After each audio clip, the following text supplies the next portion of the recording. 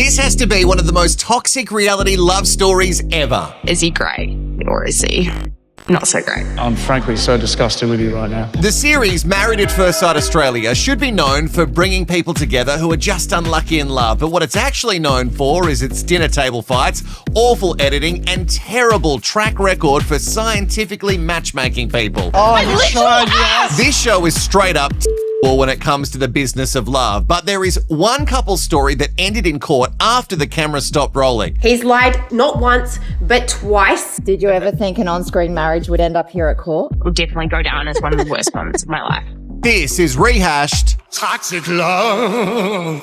I don't lose people. People lose me. Hello, I'm Wilco, and if you like trash, mess and drama, I promise this channel's for you. I have watched too many seasons of the Australian reality TV show Married at First Sight, where so-called experts match two people who have just struggled to find that special someone, and they marry them off on the show at first sight. It's based on a Danish TV show of the same name, but the Aussie version decided to chuck the format on roids to make it essential rage bait viewing. And this show will do anything to nurture the drama, from casting tragic desperados, just some common street narcissists, and even criminals. Claims that contestants were not told about their partner's criminal pasts. And their matchmaking techniques specifically have been highly discussed because they fucking suck. This guy, his name is John Aiken, and he couldn't organise a lap dance in a strip club, let alone figure out who your life partner is. So we shouldn't be surprised each and every time someone walks down the aisle and is disappointed with what has been served up for them. But this story between these two is even more diabolical than usual. Jacqui is introduced to us on screen as an A-type personality. That's a capital A, as she gives us her LinkedIn profile as an audiobook. I did a Bachelor of Laws and Commerce conjoint with a major in finance, first class honours in law. And the edit is telling us that Jack, originally from New Zealand, thinks that she has a rare type of shit. Apparently her shit doesn't stink. In fact, the only reason she hasn't been successful in the dating world is because guys... I think they're intimidated. I'm too much to handle. And she's not wrong. Jacqui is the human embodiment of that scene from the movie Speed, you know, where Keanu and Sandy are holding onto that wheel for dear life, and somehow they're making it work, although you gotta hold on or everything's gonna smash. For clarity, Jacqui's the out-of-control bomb bus in this scenario. I come from a family of very good genetics. I'd really love to have a blonde family like mine. Yeah, okay, sure, because none of that blonde you've got going there is manufactured. It's all natural here, boys. Come get it. And she's being matched with a guy who says he is afraid of almost nothing, and he can do anything because he's a man, and also more than a man. Where have all the warriors gone? So I consider myself a bit of a modern hybrid, really. I have a warrior's mentality. Oh, yeah. He's a warrior. And modern self-awareness. Which, if you watched a second of this story, you would see that Ryan is aware of nothing. But he is jacked, and that will certainly help lure his new faux bride in. I'm going to live to 110 easily. Oh my God. I legitimately forgot that he said he was going to live that long. That's good stuff. He also tells us that he can do basic plumbing, he can carry heavy things, and the one thing that he is afraid of... My only fear in this world is sharks. It's my only fear. I don't fear anything else. Well, get ready to add another lifelong fear to your list, Jacqui. And Ryan is only single because it's actually impossible to find someone who is of the same quality. Who else out there can show intelligence and also be as good looking as I want them to be? It's almost unfair to ask that. You know what? It's actually unfair that you've set such a high bar for these scientific matchmakers in their wee work, but this is what this show is about. In fact, the series does a really great job, not at that, but at refining a person down to single tropes. So if we look at Ryan, he is an incel-adjacent manosphere card carrier, and Jacqui, well, crazy lady, delulu to the point of no return. And they edit them to show just the bits that hammer home these archetypes. Oh my God, guys, are you ready for the wedding? Oh, I hope it's me that catches the bouquet. This is Jacqui's sister, and the genetics are strong. Still, not the strongest natural blonde hair. Jacqui's sister is worried. Not because of Ryan, but mostly because of his friends. His friends have some I'm concerned that his friends look like bad news. Ah, okay. So because they've got tattoos, that must mean that the friends are bad people. I totally forgot. This is the perfect grab. Producers are going to be stoked with that one. When they first meet each other, the self-proclaimed perfect man specimen is hard up for the Kiwi beauty pageant winner. I used to be a model and... Oh yeah, did I forget to mention she's a model? Not bad, eh? And classic to this show's form, you've got one person who's really invested and the other one not sold at all. He hadn't shaved, which is a big turn-off. Even if there were nice things said to camera about what she liked with Ryan, all we were going to hear was that he's a subpar man, which is great for the show. It's also perfect because we can all tell that he has such a fragile ego and she couldn't give two shits about that. So as far as matchmaking for chaos, the producers have done their job. In MAFS Australia, the participants, that's what they call them, kind of expect a drive-through order service. They have long lists of non-negotiables. I would have a man that's just like the male version of me. Oh, that's so easy for them to do. Just get a male version of Jacqui. Tell me you're a narcissist without telling me you're a narcissist. Yeah, I'm a little bit disappointed he's not blonde. I mean, this is the detail that these people expect when it comes to the so-called experts delivering on their promise. Stubble and hair colour, for fuck's sake. If they aren't bang on, then this certainly can't be a long-lasting love. I want you to remember that people on this show take preferences to the extreme. The edit is obviously only going to show us the disastrous things that Jacqui is saying, and she's saying a lot, so there's plenty to work with. I was a bit concerned that he didn't take the lead. That's the one thing I didn't want. I wanted a man to take the lead. So in the most awkward of situations, which... It's the weirdest wedding ever. Isn't even a normal wedding. They make them redo parts. They walk down the aisle twice. You're mad that he didn't lead you away fast enough. And that's just another thing that you're going to put on your Ryan shit list. He also doesn't offer up his jacket when she's cold and she's upset about this. And this is actually the first time that we get to see Jack's fake tears. They're incredible. She pushes really hard. She scrunches that face, but nothing actually comes out.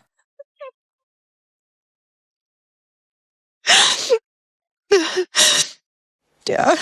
At the end of this big day, they do start to move onto the same page. That's what the narrative is telling us, as Jacqui works hard to get past the hideous package that she has been served up until he drops her. No, not like dumps her. He physically drops her. During their first dance as fake man and wife, he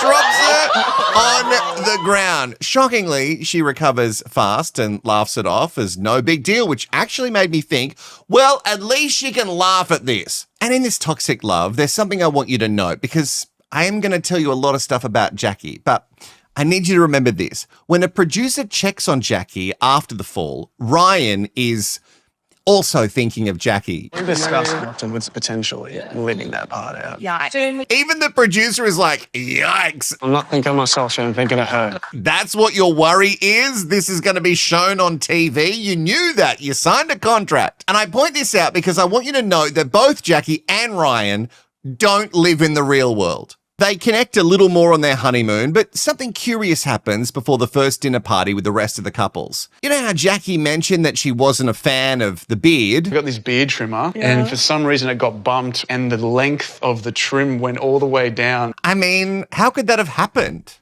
That's so weird. How does that even happen? What if I told you it wasn't the flight? You're not that conniving. Oh, but she is, and you're soon going to end up in court. And then there were lawyers. Hold your horses, we're not there yet. Before it gets all litigious, when they move into their service department, which I thought might go better because the dinner party the night before, they put on a real show as to some sort of united front, because I think Jacqui at least wanted to win Married at First Sight. Sadly, there's no cash prize. This is going to be a shoes off household. Leave my shoes alone. It's a huge red flag that he walked in and put his shoes on the couch. You'd be surprised how much of a big deal this is in the show. We can clearly see that he had his shoes on, but they're not actually on the couch or on the bed. But if you want to live in a shoes-off house, that's fine. Ryan should just do it. But remember, Ryan is asserting his dominance. He's a warrior. Have you not heard about his big, strong sword? So they're in this apartment, and Jack's second biggest concern is having a TV in the bedroom, because the only show that Ryan should be watching is just Jack.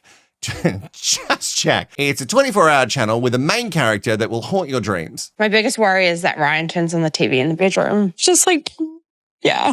Yes, you are correct. What you're watching is her crying over a TV in the bedroom. This is one of her biggest concerns, and it's another great opportunity to watch her push out the salt dust that she calls tears. From the first few episodes of this particular season, it's made clear that Jacqui is emotionally unstable and really shouldn't be on this show. And speaking of emotional shortcomings, in this version of Married at First Sight, they set them a task to rank each other against the other grooms and brides in this scientific experiment. That's what you want to call it. So you're given a bunch of A4 headshots of the other lab rats, and you need to rank where you would put your current TV bride or groom. This has to be one of the most demeaning things in something that calls itself a relationship reality show.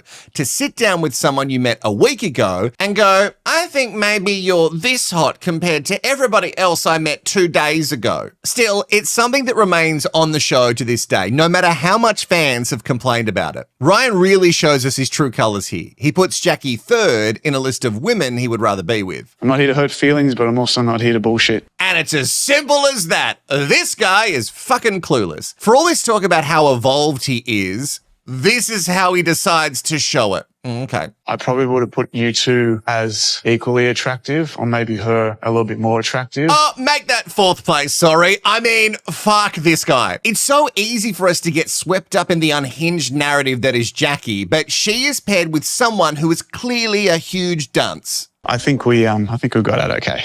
No, you didn't. I mean, this guy has a glorious set of ears and some big eyes, but he can't hear or see shit. With this, Jacqui is spiraling even more than what she did when she saw the wall-mounted screen in the bedroom. He's like a low-effort man. I came into this experiment with a list of 50 things I wanted to do with my partner. Oh, look at those tears. I didn't know if she was like putting on a bad act or if she was, like I mentioned before, emotionally unstable. And I know, you're right. Why not both? It's the ballooned expectations from this type of reality participant. They'll never find what they want because the drive-through order is so specific. No matter how bang on it is, they're always going to find a flaw. And from here on in, the toxicity of this relationship is off the charts. It's a tit-for-tat game because Jacqui is hurt now, so she needs to get back at old mate Warrior because, fuck him. Describe your ex to me. Like 6'4", godlike body. That's a huge compliment, big statement to make. She's figured out now that she can really hurt his ego. And it's not hard. It's very, very fragile. So it escalates. Today I wanted to piss Ryan off a little bit. And this is the point I think it should have clicked for me that Jacqui was playing a game. Once she realised that Ryan wasn't the man she ordered, she moved on to plan B, make Ryan snap so she could be the victim. So this is all the stuff that's happening in the apartment, but in their little couples counselling sessions, they are a lot more of a united front against the experts. Sorry, the so-called experts, specifically about their pairing. Very curious as to how yourself and the team pretty much ignored what we said. Yes, we are curious, experts in your field. Why would you put us together? And we know the answers. 1, they didn't actually match you, the producers did. And 2, it was for you to both destroy each other, and I guess it's working. Ryan actually says on this couch session that he was paired with someone who doesn't like to cook, and he specifically asked for that. I mean, it's completely delusional behavior. And even though they're united against the experts for one specific bit, it doesn't mean that Jacqui can't keep building her victim narrative. Ryan is a bad guy because you know what? I can't have a guy who doesn't close the bathroom door. I agree.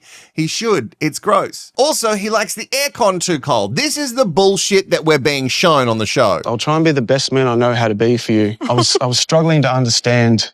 Jacqui, why are you laughing? Because I've had to dissociate from the things he says. She knows exactly what she's doing. He's trying to be vulnerable and she is laughing at him. And I've got to give it to her. It's perfect in its execution. Nobody wants to be laughed at in that situation, but she knows it will get him good. This show is not only terrible at giving good feedback from people who are apparently qualified, it's also big on pressuring contestants to get intimate as fast as possible. So Jacqui and Ryan in our toxic love story here, they're not meshing, but that doesn't stop Intimacy Week because producers have planned for it, so it must happen. Ryan, for all his talk at the start of this season where he was like, where are the poets? Where are the real men? You know, claiming he was one of those real men who like encompasses everything a man should be. What do you think? Shit. That's hot, eh? Come over there and put my hands around it. Where have all the poets gone? Yeah, I love your long hair. Go running all the time and... Oh, yeah, like, I love your hair and, oh, fuck, I mean, like, look at ya. Also, you go running, that's pretty good. I mean, guy real? For as crazy as Jacqui comes across, I am certain she knows what she's doing. Ryan, on the other hand, is clueless. I know he said he was self-aware, but he is absolutely not. They end this really sexy night. Oh, fuck, man, look at you. They end the night with a huge fight. But still, something must have gone right because on camera, in a class with the show's resident sexpert in front of all the boys, he says, I've got to say, like, she gives awesome. I'm just going to say like that. The comment itself is gross, no matter how complimentary he thinks he is being, but also the way he is performing it to the boys. 2 minutes before this, he was calling her out for crazy eyes, and then he's like, wow, but the gobby's superb. It's almost like he's trying to claw back some of his power and masculinity, just reducing her to like a giver of a great blowjob. He even uses his hands like he's an Italian man expressing his joy over a dish. Mamma mia, that's a good blowjob. Can this guy hear himself? Spoiler alert, this is a really big sticking point to the season, to which Ryan will never really understand how what he did doesn't land as a compliment. Better for him. Still, Jacqui denies that anything's even happened between them. Do we any mouth to penis? No. Like, we're literally, like, no. When Ryan is called out by the group because they've all heard about the crazy eyes comment, it doesn't worry his faux bride at all. Jacqui washes right off. I brought my crazy eyes tonight. No, but Ryan said it at the workshop to the boys. Yeah, I know, I do have crazy eyes. I do. The more she says she's cool with the crazy eyes comment, the crazier her eyes get, and it says to me that she's really not cool with it, but she tries to pretend that she's cool with it to take away its power to hurt her. Her face does change a little bit when the whole great head comment comes up, but she doesn't blow up. Oh, don't say blow up. She just tries to get him to stick to the script that she has prepared. I should say we're the most amazing person in the world. Like, that's what we talk about, right? We rehearsed this at home. Do you remember, babe? The way that Jacqui speaks to Ryan certainly makes it look like she's trying to manipulate and pull strings, and Ryan isn't as sharp as he claims to be. So I think she thought initially this whole thing would be a walk in the park with old mate. You can see on her face that she's always trying to figure out how to play the situation because Jacqui needs to come out on top. She storms out of this dinner and they continue to argue for the next couple of episodes. Yeah, I wanted to give you a taste of your own medicine. And it obviously hurt you. And so lesson learned.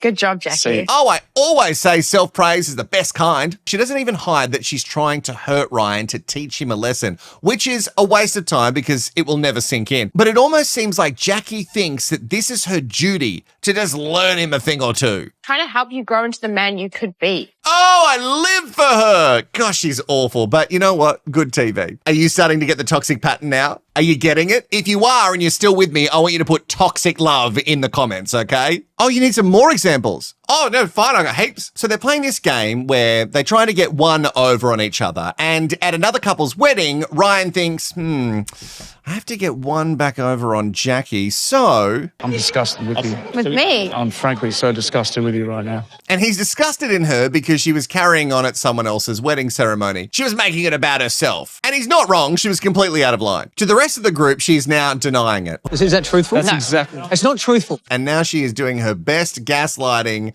of her life. Also smiling while she does it. It's so calculated. It escalates further and now she's either drunk or pretending to be drunk as she has a full-on meltdown. But just before the meltdown, she's trying to convince everyone that she likes Ryan, which nobody is buying. At this wedding, it's also revealed that she had texted another groom on the show for an innocent one-on-one catch-up. And then when she gets scolded for doing that, that's when the meltdown really happens. It's a betrayal no matter how you look at it. This is not a betrayal, right? I'm sorry. So you and I have to play this game, right? Is she emotionally unstable or in control and putting on a show? Because I've got some evidence. I tend to think this is all an act. When she is pulled aside for making a whole scene at someone else's wedding. They're meant to see how great this could be for them. I agree. Let's go. She just switches it off.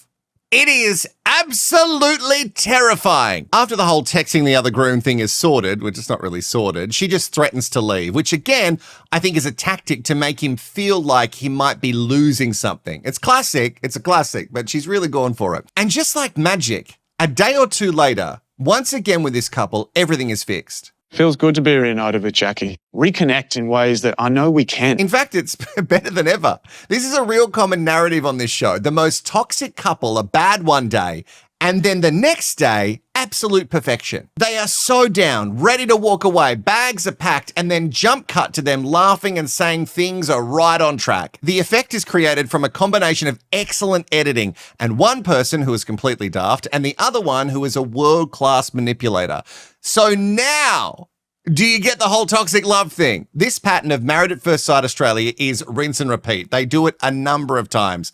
They're bad at homestays. Jacqui is the most difficult person I've ever tried to date in my life. But then there's still hope that they might make it work. So that's why I wrote Stay, so that we could talk about it. And it's insane to me that they last the entire season like this. They film for almost 3 months and somehow the most unstable couple with zero consistency and only red flags during the whole thing, they last the whole way? Most public sentiment really isn't in Jacqui's favour. I mean, heaps of people also don't like Ryan because he is problematic for a plethora of reasons, but the common gripe people have, apart from Jacqui's confusing behaviour, is that what she's doing is really calculated. Towards the end of a season on a show like Married at First Sight, if you make it there, there's a thing called final vows. It's where you decide to stick with the person that you've been married off to or leave. Also, I need to make this clear because I don't know if you know this. These weddings are completely not legal. The whole thing is pretend. Anyway, back to the final vows. You both meet up in a stupid location, it's very over the top, to read some prepared words about your life and if you want to continue the relationship. The vows themselves, like everything on this show, are highly manipulated by the producers. Now, when Jacqui and Ryan get to this, it could go either way because we know they have the ability to blow up and then rekindle according to the producer's edit. You look amazing.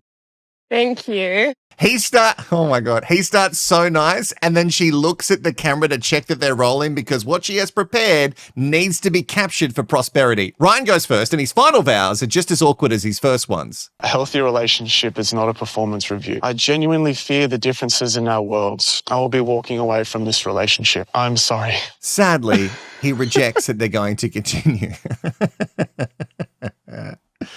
Oh, God, this shit still makes me laugh. Also, during it, he touches her hair while he's saying he thinks it's gorgeous, which, also, don't let me forget that he also mentions that he likes... I like our sexy time.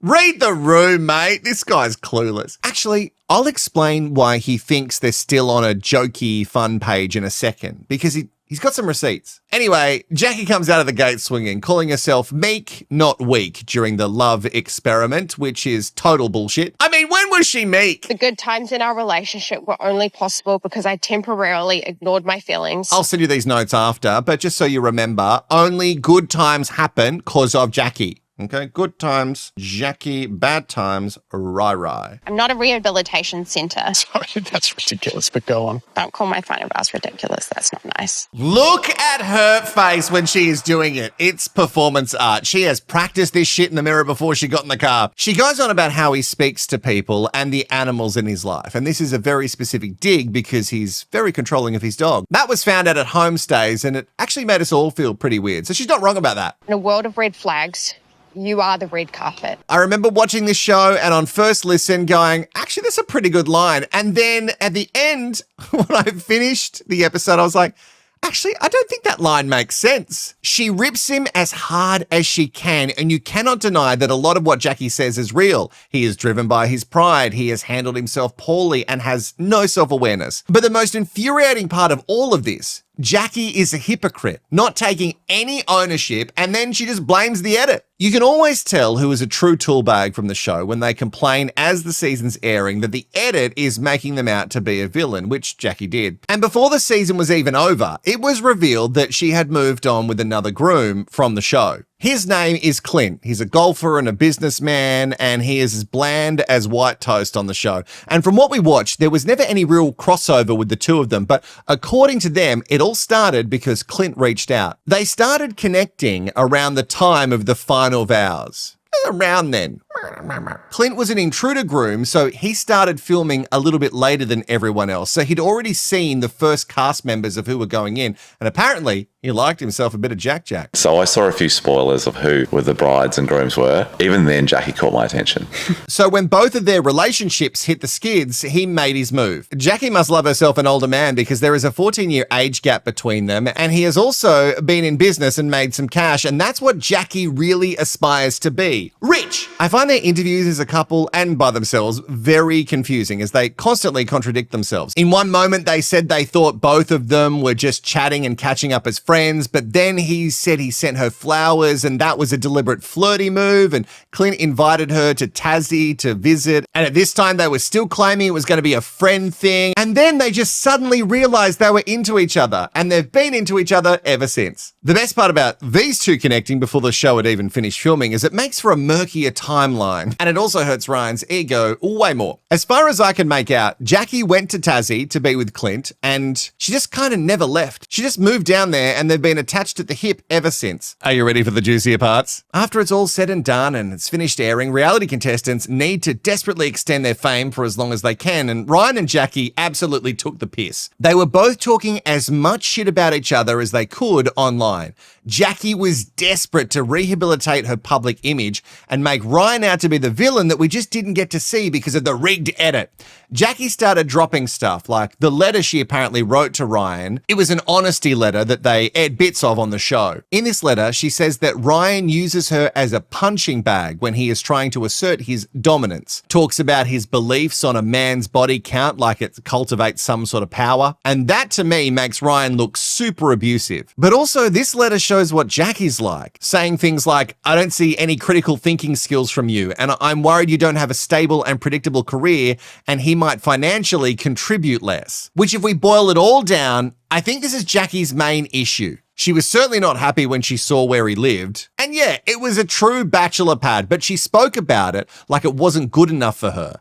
I just think he's been alone here for 7 years, and maybe he isn't even aware of how lonely he is. And this is my biggest issue with Jacqui. He didn't bring the bread that she wanted. And it takes a lot of carbs to keep this woman satisfied.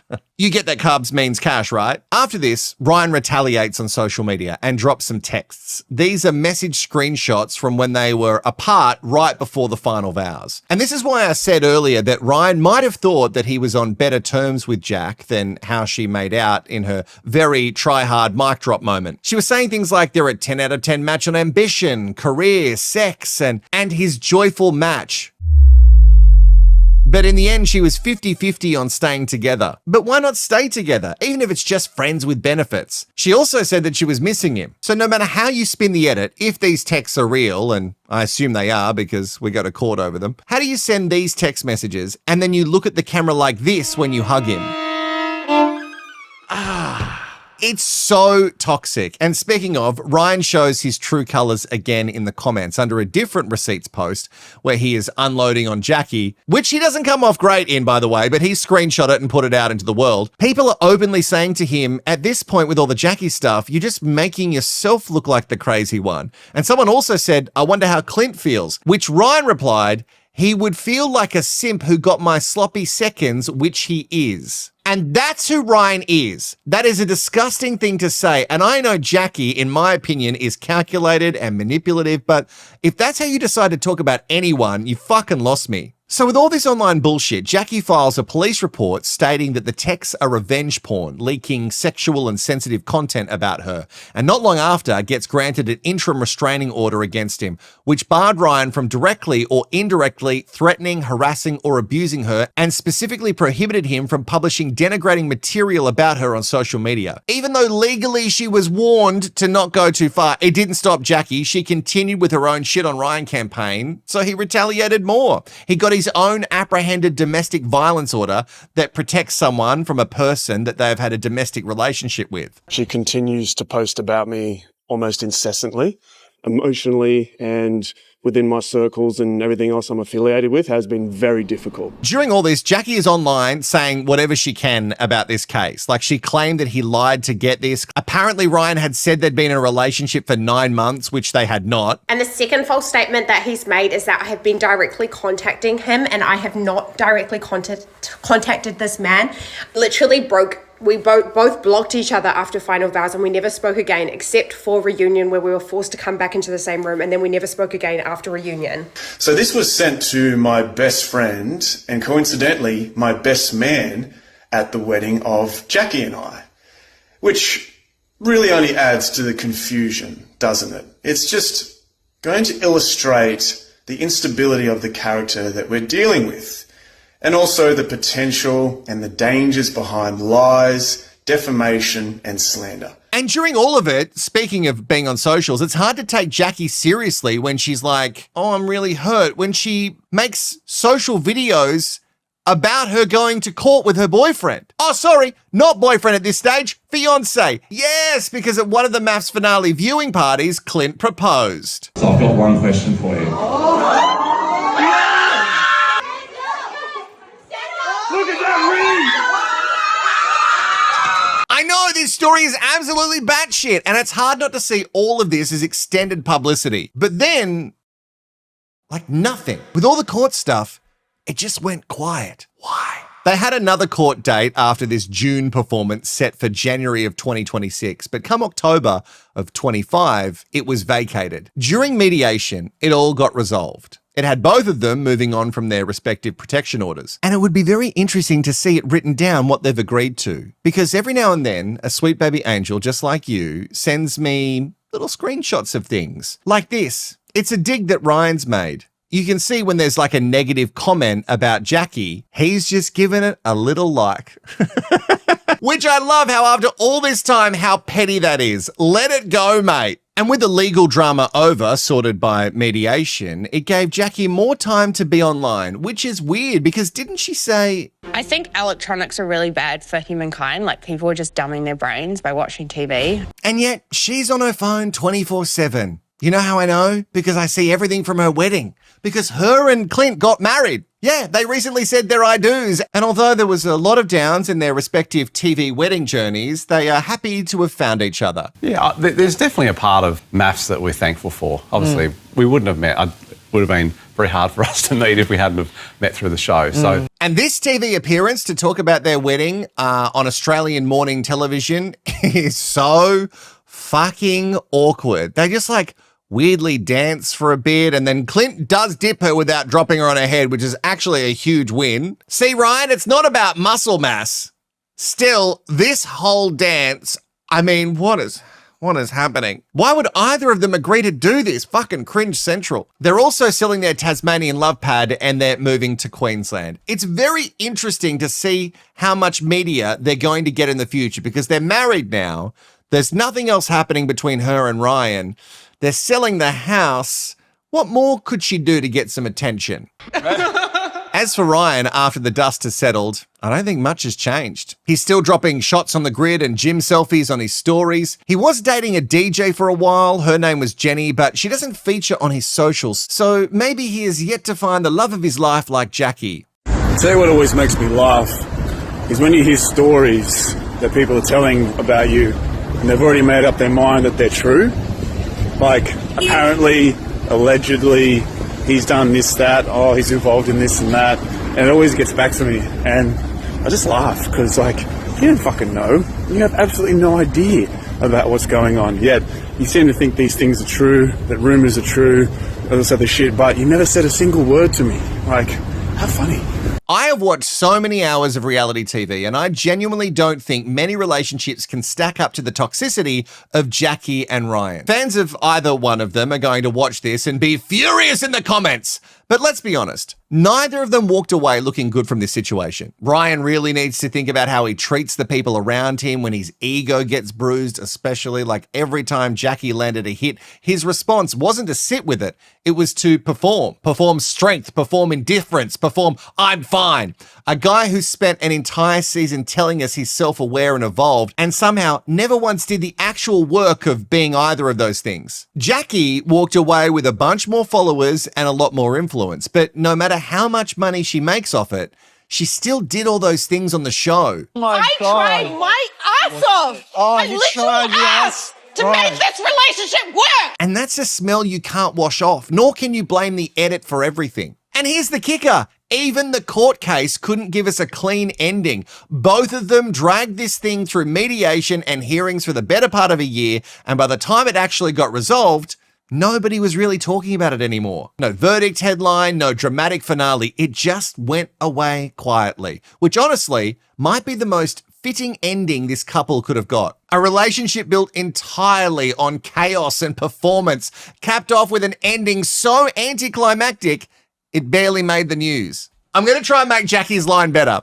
In a world of red flags, these two are the whole fucking parade. And somehow, years later, we still don't fully understand what actually happened between them, which, if we're honest, might be exactly how both of them like it. If you and I are sticking in this parasocial relationship because we can make it work, let's just make it through another week and we'll see if we can stay. Let me know with an ATW in the comments. That means all the way. Yeah, pop it in the comments below. Also, I'd love to know who you think came out looking the worst from a very toxic, unhinged relationship. Was it Jacqui or Ryan? If you enjoyed this video and you want to support the channel, hit the like button, hit the hype button, and make sure you're subscribed. Also, it really helps if you watch more right now. Hey, what a good boy, Ari Dog. What a good boy. Can the camera see you? Oh, there it is.